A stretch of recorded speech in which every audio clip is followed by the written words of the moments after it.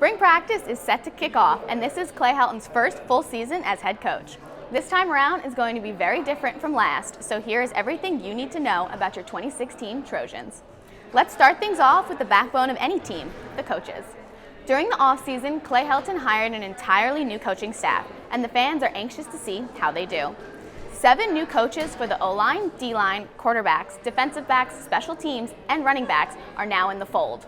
Only receivers coach and new offensive coordinator T. Martin and a former running back turned linebackers coach Johnny Nansen returned from last season's staff. Another big change for the Trojans is the open quarterback position. With Cody Kessler leaving after his senior season, Max Brown and Sam Darnold will battle it out for the top spot.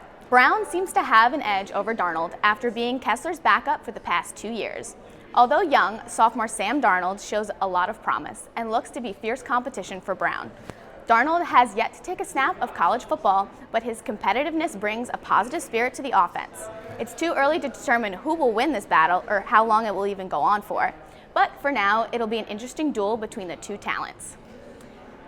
Over to the O-line, the Trojans are likely to have one of the top offensive lines in the country. Returners Zach Banner and Vianney Talamebao fill up the right side, and Damian Mama and Chad Wheeler are on the left. The center position is relatively new for Toa Lobendon, who did get some playing time after senior Max Turk went down with an ACL injury.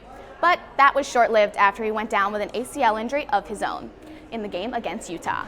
And just in case more depth is needed on the O-line, Nico Fala, Chris Brown, and Khalil Rogers all have experience from last year.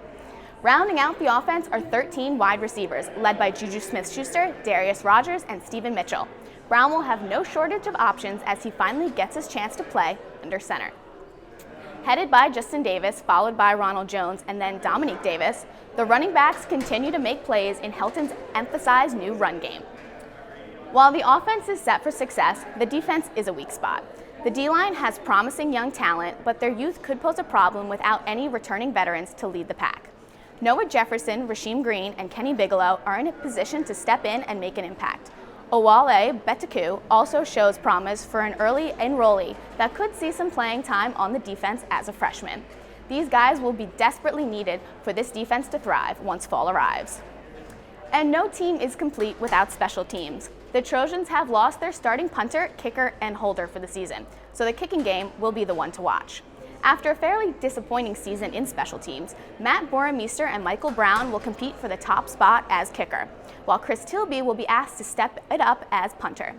The position of returner is still looking strong, even though Adoree Jackson will not participate in spring practice due to his own Olympic pursuits. This gives players like Justin Davis and Juju Smith-Schuster the opportunity for more special teams playing time in the fall. There are a lot of changes for the Trojans this season, so spring practice is the first time we will get to see them play out. One thing is for sure though, football is back.